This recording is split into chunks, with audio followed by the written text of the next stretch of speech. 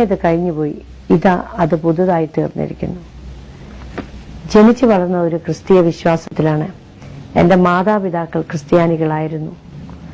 എന്നാൽ ഈ വാക്യം ഞാൻ പല പ്രാവശ്യം വായിച്ചിട്ടുണ്ടെങ്കിലും ഇന്ന് എന്റെ ജീവിതത്തിലെ പുതിയൊരു അധ്യായം, പുതിയൊരു അനുഭവം, ഇതിന്റെ ആഴങ്ങൾ ദർശിക്കുവാൻ എനിക്ക് ഇടയാക്കി. പലപ്പോഴും ഇത് വായിച്ചെങ്കിലും ഒരുവൻ ക്രിസ്തുവിലായാൽ എന്നുള്ളതിന്റെ അർത്ഥം എനിക്ക് അറിഞ്ഞുകൂടായിരുന്നു. ക്രിസ്ത്യാനികളായി ജനിച്ചു, ക്രിസ്ത്യാനികളായി ജീവിക്കുന്നു, ക്രിസ്തീയ ആചാര അനുഷ്ഠാനങ്ങൾ നിവർത്തിക്കുന്നു. അതിനപ്പുറമായി ക്രിസ്തുവിലാകുക എന്നത് എന്താണെന്ന് എനിക്ക് അറിഞ്ഞുകൂടായിരുന്നു. ഈ അനുഭവത്തിലേക്ക് കടന്നു വന്നു കഴിഞ്ഞപ്പോൾ അനേകരോട് ഇതിനെക്കുറിച്ച് പറയണമെന്ന് എന്റെ ഹൃദയം എന്നെ പ്രേരിപ്പിച്ചു. ഇനി എന്റെ പശ്ചാത്തലം ഞാനൊന്ന് പറയാം. എന്റെ പേര് അന്ന കണ്ടത്തിൽ. ഞാൻ തിരുവല്ല പുത്തൻപറമ്പിൽ കണ്ടത്തിൽ യശശരീരനായ കൊച്ചീപ്പൻ മാപ്പിളയുടെ ഇളയ മകന്റെ ഏക മകളായി ജനിച്ചു. എനിക്ക് 4 സഹോദരന്മാരുണ്ട്. എന്റെ ഗ്രാൻഡ് ഫാദർ കൊച്ചീപ്പൻ മാപ്പിള മാത്രമേ കണ്ടത്തിൽ കുടുംബത്തിൽ നിന്ന്, അഥവാ പ്രശസ്തമായ കണ്ടത്തിൽ കുടുംബത്തിൽ നിന്ന് ഒരു മാർത്തോമ ബാക്ക്ഗ്രൗണ്ടിലേക്ക് വന്നിട്ടുള്ളൂ. മാർത്തോമ ബാക്ക്ഗ്രൗണ്ടിലേക്ക് മാറിയിട്ട് വീണ്ടും മാർത്തോമ പള്ളി പണിയിക്കുകയും മാർത്തോമ സമുദായത്തിന്റെ ഉദ്ധാരണത്തിന് വളരെയധികം ചുമല കൊടുക്കുകയും ചെയ്ത ഒരു വ്യക്തിയാണ് എന്റെ ഗ്രാൻഡ് ഫാദർ. അങ്ങനെ എന്റെ ഗ്രാൻഡ് ഫാദർ, അതായത് എന്റെ പിതാമഹൻ പണിയിച്ച മാർത്തോമ പള്ളിയിൽ പോകുന്ന ഒരു ഓർമ്മ മാത്രമേ എന്റെ ബാല്യകാലത്തെ കുറിച്ച് എനിക്കുള്ളൂ. വളരെ ചെറുപ്പത്തിൽ തന്നെ വിവാഹം കഴിച്ച് ഞാനും എന്റെ ഭർത്താവും ആഫ്രിക്കയുടെ പ്രദേശങ്ങളിലേക്ക് പോയി. ആഫ്രിക്കയിൽ നിന്ന് മടങ്ങി വന്നതിന് ശേഷം ഞാൻ ഒരു ബിസിനസ് ആരംഭിക്കുകയും ഒരു ബിസിനസ്സുകാരിയായി അറിയപ്പെടുകയും ചെയ്തു. എന്നാൽ ഞാൻ ആഫ്രിക്കയിലായിരുന്ന ഏകദേശം 18, 20, 22 വർഷ കാലയളവിൽ എന്റെ കുടുംബത്തിൽ തുടർച്ചയായുണ്ടായിരുന്ന ദുരന്തങ്ങൾ ക്രിസ്തുവിനെ കുറിച്ചും ക്രിസ്തീയ വിശ്വാസത്തെക്കുറിച്ചും എന്തുകൊണ്ടിങ്ങനെ വരുന്നു എന്നുള്ളതിനെ കുറിച്ചും ചിന്തിക്കുവാൻ എന്നെ പ്രേരിപ്പിച്ചു. നാട്ടിൽ മടങ്ങി വന്നതിന് ശേഷം എന്റെ കുടുംബത്തിൽ തുടർച്ചയായുണ്ടായ തളർച്ച, ഭ്രാന്ത്, മദ്യപാനം, അകാല മൃത്യു, ഇതിനെക്കുറിച്ചും ഇതിന്റെ കാരണങ്ങളെക്കുറിച്ചും അന്വേഷിക്കുവാൻ ഞാൻ മുന്നിട്ടിറങ്ങി. സാധാരണ ഒരു യാഥാസ്ഥിതിക കുടുംബത്തിൽ ജനിച്ചു വളർന്ന ഒരു സ്ത്രീ ചെയ്യാത്ത പല കാര്യങ്ങളും ഈ അന്വേഷണത്തിന്റെ ഭാഗമായി ഞാൻ ചെയ്തു. 1983 ഞാൻ കേരളത്തിലേക്ക് മടങ്ങിയെത്തി. എന്റെ കുട്ടികളുടെ വിദ്യാഭ്യാസത്തിന് വേണ്ടിയാണ് ഞാൻ ആഫ്രിക്കയിൽ നിന്ന് മടങ്ങി വന്നത്. ഞാൻ ബിസിനസ് തുടങ്ങുകയും അതോടൊപ്പം തന്നെ എന്റെ കുടുംബത്തിൽ അന്ന് അരങ്ങേറിയിരുന്ന ഒരു ദുരന്ത നാടകം അല്ലെങ്കിൽ ദുരന്തത്തിന്റെ ഘോഷയാത്ര കണ്ട് പകച്ച ഞാൻ ക്രിസ്തുവിനെയും ക്രിസ്തീയ വിശ്വാസത്തെയും, അഥവാ എന്റെ കുടുംബത്തിനെ ദുരന്തങ്ങളിൽ നിന്ന് വിടുവിക്കാൻ കഴിയാത്ത വിശ്വാസങ്ങളെ ഉപേക്ഷിച്ചുകൊണ്ട് ഇതര മാർഗത്തിലൂടെ ഞാൻ ദീർഘദൂരം നടന്നു. ഞാൻ എന്റെ അന്വേഷണത്തിന്റെ ഭാഗമായി ആദ്യം ചെയ്തത് പൂഞ്ഞാർ ഉള്ള മിത്രൻ നമ്പൂതിരിപ്പാടിന്റെ അടുത്ത് ചെന്ന് മന്ത്ര ഉപദേശമെടുത്ത്, അതായത് 30 മുക്കോടി ദൈവങ്ങൾ, അവരുടെ 30 മുക്കോടി മന്ത്രങ്ങളുടെ മൂലമന്ത്രമായ ശ്രീവിദ്യാ മന്ത്രം ഉപാസിച്ചു. ഞാൻ മൂകാംബികയിൽ എല്ലാ വർഷവും പോവുകയും ക്ഷേത്രപ്രവേശനം നടത്തി എല്ലാ ക്ഷേത്രങ്ങളിൽ പോവുകയും ഹിന്ദുമതം അനുശാസിക്കുന്നത് പോലെ പരിഹാര കർമ്മങ്ങൾ ചെയ്യുകയും ചെയ്തു. 11 വർഷത്തോളം ഞാൻ എല്ലാ വർഷവും മൂകാംബികയിൽ പോവുകയും രാവിലെ 2:30 മണിക്ക് എഴുന്നേറ്റ് കുളിച്ച് വിളക്ക് കത്തിച്ച് ഒരു 6 മണി വരെ ആ മന്ത്രം ഉരുവിടുകയും ചെയ്യുമായിരുന്നു. അക്ഷരലക്ഷം ഉരുവിട്ടാൽ ഉപദേശിക്കാമെന്ന് പറയുന്നിടത്ത് എനിക്ക് തോന്നുന്നു ഞാൻ അനേക ലക്ഷം പ്രാവശ്യം അത് ഉരുവിട്ടിട്ടുണ്ട്. എന്നാൽ ഈ പരിഹാര കർമ്മങ്ങൾക്കോ ഞാൻ ഉരുവിട്ട മന്ത്രങ്ങൾക്കോ എന്റെ കുടുംബത്തിനെ അതിന്റെ ദുരന്തങ്ങളിൽ നിന്ന് വിടുവിക്കാനായില്ല. അങ്ങനെ ഇരിക്കുമ്പോൾ ഒരു അവതാരം പുട്ടപ്പർത്തിയിലുണ്ട്, സായിബാബ എന്ന് കേട്ടിട്ട് ഞാൻ അവതാരത്തെ കാണുവാനായി പുറപ്പെട്ടു. 11 വർഷക്കാലത്തോളം സായിബാബയുടെ അടുത്ത് പോകുകയും അദ്ദേഹം ഒരു അവതാരമാണെങ്കിൽ എന്റെ കുടുംബത്തിന്റെ സ്ഥിതിക്ക് ഭേദം വരുത്തണമെന്ന് പ്രാർത്ഥിക്കുകയും സായിബാബയുടെ ഒരു ഡിവോട്ടിയായിട്ട് സായി മന്ത്രങ്ങൾ ചൊല്ലി ജീവിക്കുകയും ചെയ്തു. എന്നാൽ അതിനും എന്റെ ജീവിതത്തിന്റെ, എന്റെ കുടുംബത്തിന്റെ, എന്റെ പിതൃഭവനത്തിന്റെ സ്ഥിതിക്ക് മാറ്റം വരുത്തുവാൻ കഴിഞ്ഞില്ല. ദുരന്തങ്ങൾ എന്ന് ഞാൻ ആവർത്തിച്ച് പറയുമ്പോൾ സാധാരണ സംഭവങ്ങളല്ല എന്റെ കുടുംബത്തിൽ അരങ്ങേറിയത്. എന്റെ പിതാവിന് 5 സഹോദരിമാരും അവർ പുരുഷന്മാർ 4 പേരുമുണ്ടായിരുന്നു.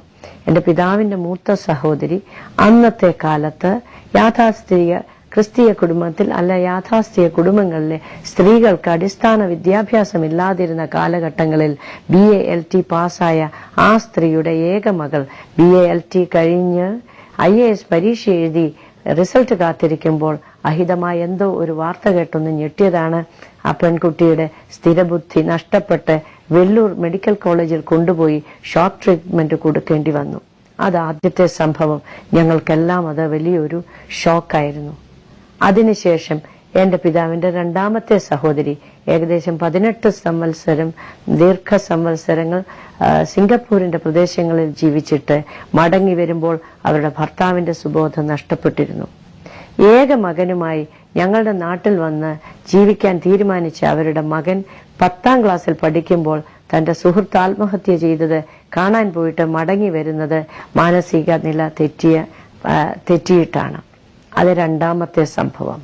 കുടുംബത്തിൽ തന്നെ മൂന്നാമത്തെ സഹോദരി ഏകദേശം 20 വർഷക്കാലം ഒറീസയുടെ പ്രദേശങ്ങളിൽ സദേൺ റെയിൽവേ സ്കൂളിൽ ഹെഡ് മിസ്ട്രസായി ജോലി ചെയ്യുകയും പരശതം ചെറുപ്പക്കാരെ ഞങ്ങളുടെ നാട്ടിൽ നിന്ന് കൊണ്ടുപോയി ജോലി വാങ്ങി കൊടുക്കുകയും ചെയ്ത ആ സ്ത്രീയുടെ ഏക മകൻ സാരാഭായി കെമിക്കൽസിൽ ഉന്നത ഉദ്യോഗം വഹിച്ചുകൊണ്ടിരിക്കെ ഒരു ദിവസം വൈകുന്നേരം ഒരു സിനിമ കാണാൻ പോയി മടങ്ങി വരുമ്പോൾ തലേ ദിവസം ബന്ധായിരുന്നത് കൊണ്ട് റോഡിൽ ഉരുട്ടിവെച്ച ഒരു കല്ലിൽ അവന്റെ ബൈക്ക് തട്ടി ചെറുതായി ഒന്ന് മറിഞ്ഞു.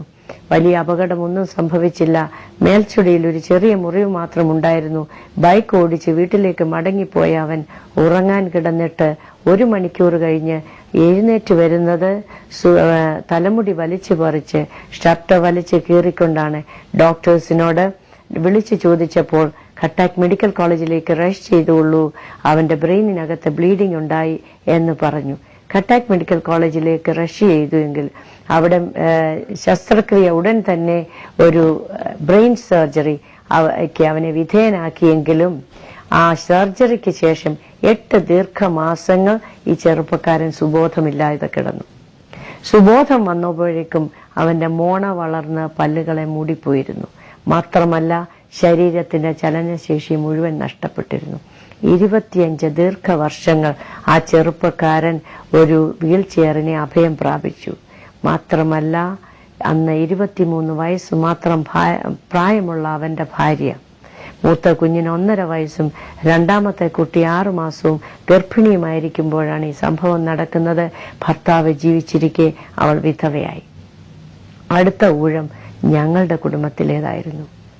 എന്റെ സഹോദരൻ, എന്റെ മൂത്ത സഹോദരൻ, അതായത് എന്റെ അമ്മ പ്രസവിച്ച് എന്റെ സഹോദരന്റെ ഭാര്യ, അദ്ദേഹത്തിന് 34 വയസ്സും അദ്ദേഹത്തിന്റെ ഭാര്യയ്ക്ക് 32 വയസ്സുമുള്ളപ്പോൾ ഒരു ട്യൂബർക്കുലോസിസ് മെനഞ്ചൈറ്റിസ് എന്ന രോഗം വന്നു. ഒരു തലവേദന മാത്രം കണ്ടുകൊണ്ട് ഹോസ്പിറ്റലിൽ പോയതാണ്. ചെന്ന് 15 മിനിറ്റിനകം അവരുടെ വലത് കരം തളർന്നു. അടുത്ത 15 മിനിറ്റിനകം വലതുകാൽ തളർന്നു. പെട്ടെന്ന് കോട്ടയം മെഡിക്കൽ കോളേജിലേക്ക് റഷ് ചെയ്തു. 40 മിനിറ്റിനകം കോട്ടയം മെഡിക്കൽ കോളേജിൽ അവരെ എത്തിച്ചുവെങ്കിലും അവിടെ ചെല്ലുമ്പോഴേക്ക് ഇടതുകരം മാത്രം ചലിപ്പിച്ചുകൊണ്ട് പൂർണ്ണമായും അവരുടെ ശരീരം തളർന്നു പോയിരുന്നു. ദീർഘമായ 16 വർഷവും 3 മാസവും കണ്ണുപോലും കാണാതെ ആ സ്ത്രീ കിടക്കെ അഭയം പ്രാപിച്ചു. ഇതൊക്കെ ഞങ്ങൾക്ക് താങ്ങാവുന്നതിൽ അധികമായിരുന്നു. എന്റെ സഹോദരന്മാരൊക്കെ പൂർണ്ണസമയ മദ്യപാനികളായി.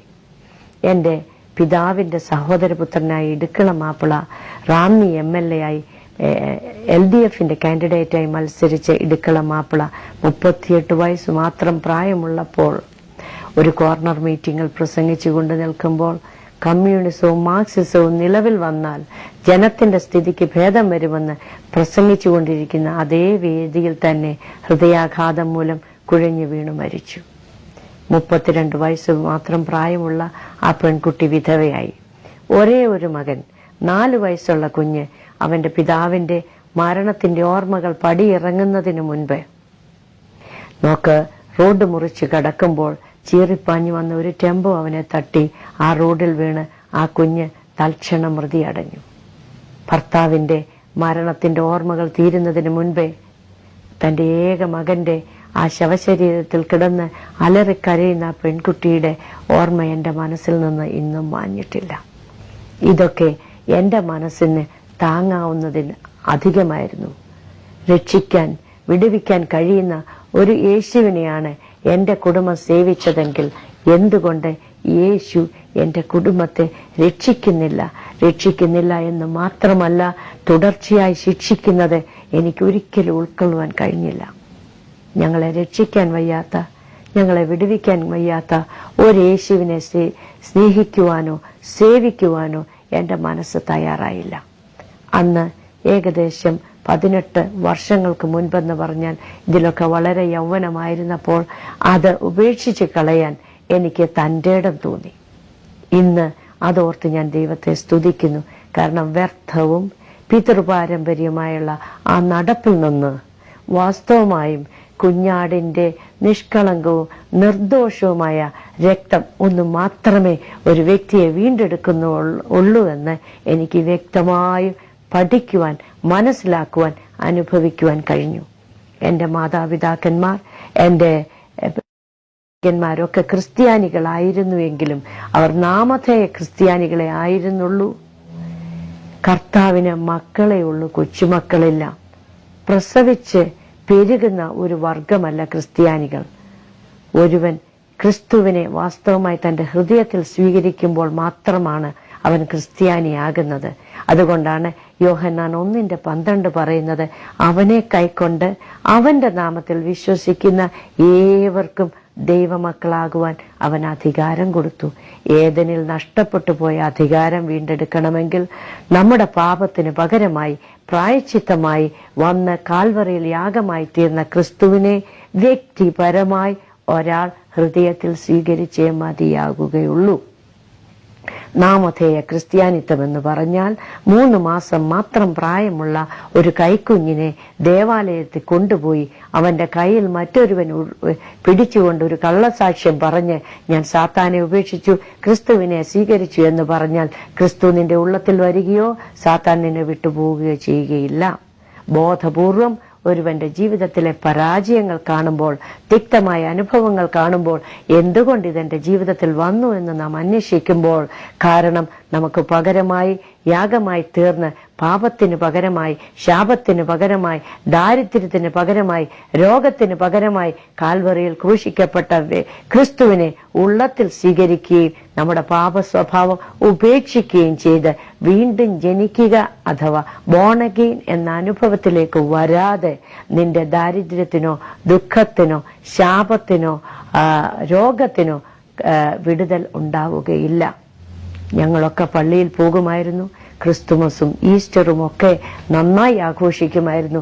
നാമധേയ ക്രിസ്ത്യാനിത്വം ധരിച്ചുകൊണ്ട് എല്ലാ ക്രിസ്തുമസിനും, എല്ലാ ഉയർപ്പ് ഞായറാഴ്ച ഈസ്റ്ററിനും ഏറ്റവും മേൽത്തരമായ വിസ്കിയും ഏറ്റവും മേൽത്തരമായ ഭക്ഷണവും വെടിക്കെട്ടും പടക്കവും കൊണ്ട് ഞങ്ങൾ അത് ആഘോഷിക്കുമ്പോൾ ക്രിസ്തു എന്തിന് ലോകത്തിൽ വന്നു എന്നോ, ക്രിസ്തു എന്തിന് കാൽവറിയിൽ യാഗമായി തീർന്നുവെന്നോ ഞങ്ങൾക്കാർക്കും അറിഞ്ഞുകൂടായിരുന്നു. വചനത്തിന്റെ ആഴങ്ങൾ ഗ്രഹിച്ചപ്പോൾ ഒരുവൻ ക്രിസ്തുവിലായാൽ അവൻ പുതിയ സൃഷ്ടിയാകുന്നു. ക്രിസ്തുവിനെ ഉള്ളത്തിൽ സ്വീകരിക്കുക, പാപ സ്വഭാവം വിട്ടൊഴിയുക, പാപസംബന്ധമായി മരിച്ച ശരീരത്തെ ക്രിസ്തുവിനോടുകൂടെ ചേരുവാൻ മുതിർന്ന സ്നാനം അഥവാ വിശ്വാസ സ്നാനം സ്വീകരിക്കുക. വിശ്വാസ സ്നാനം എന്ന് പറഞ്ഞാൽ ക്രിസ്തു നിന്റെ പാപത്തിന് പകരമായി മരിച്ചു, നിന്റെ ശാപത്തിന് പകരമായി മരിച്ചു, നിന്റെ രോഗത്തിന്, നിന്റെ അതിക്രമത്തിന് പകരമായി മരിച്ച് അവൻ അത് ഏറ്റെടുക്കുക മാത്രമല്ല അതിന്റെ ശിക്ഷ അവന്റെ മേലായി, നിന്റെ സമാധാനത്തിനായുള്ള ശിക്ഷ അവന്റെ മേലായി. അങ്ങനെയെങ്കിൽ എനിക്ക് പകരമായി മരിച്ചവനെ എന്റെ ഹൃദയത്തിൽ സ്വീകരിക്കുകയും എനിക്ക് പകരമായി മരിച്ചവനോടുകൂടെ ഞാനും മരിച്ച് അടക്കപ്പെടുകയും ചെയ്യുന്നു. അതാണ് വിശ്വാസ സ്നാനം. വിശ്വസിക്കുകയും സ്നാനമേൽക്കുകയും ചെയ്യുന്നവൻ രക്ഷിക്കപ്പെടും, അല്ലാത്തവൻ ശിക്ഷാവിധിയിൽ അകപ്പെടുമെന്ന് മാർക്കോസ് 16:16 വ്യക്തമായി പറയുന്നു. എന്നാൽ ഈ വചനം ഒന്നും പഠിപ്പിക്കാതെ വെറും അച്ചടി ഭാഷയിൽ പ്രിന്റ് ചെയ്ത പുസ്തകത്തിൽ നോക്കി വാക്യപ്രതി വാക്യമായി കാര്യങ്ങൾ ഏറ്റുപറഞ്ഞ് കുറിയാലായ്സൻ പറയുന്നിടത്ത് 3 പ്രാവശ്യം പറഞ്ഞ് അവസാനിപ്പിക്കുന്ന മാർഗമല്ല ക്രിസ്തുവിന്റെ മാർഗം. ഇത് മനസ്സിലായപ്പോഴാണ് ആ വ്യർത്ഥവും പിതൃപാരമ്പര്യമായ നടപ്പിനെ ഉപേക്ഷിച്ചിട്ട് പാപമേറ്റു പറഞ്ഞ് ക്രിസ്തുവിനെ സ്വീകരിച്ച് എനിക്ക് പകരം മരിച്ച ക്രിസ്തുവിനോട് ചേരുവാൻ എന്റെ പിതൃഭവനത്തിന്റെ മുൻപിലുള്ള മണിമലയാറ്റിൽ 1998 സെപ്റ്റംബർ 5 വിശ്വാസ സ്നാനമേറ്റ് വാസ്തവമായി ഞാൻ ക്രിസ്തുവിലായി. നിങ്ങൾ മാനസാന്തരപ്പെട്ട് സ്നാനപ്പെടുവിൻ, എന്നാൽ പരിശുദ്ധാത്മാവ് എന്ന ദാനം നിങ്ങൾക്ക് ലഭിക്കുമെന്ന് അപ്പോസ്തല പ്രവൃത്തികൾ 2:38 പറയുന്നതനുസരിച്ച് മാനസാന്തരപ്പെടുന്നവനുള്ള വാഗ്ദത്തമായ പരിശുദ്ധാത്മാവിനെ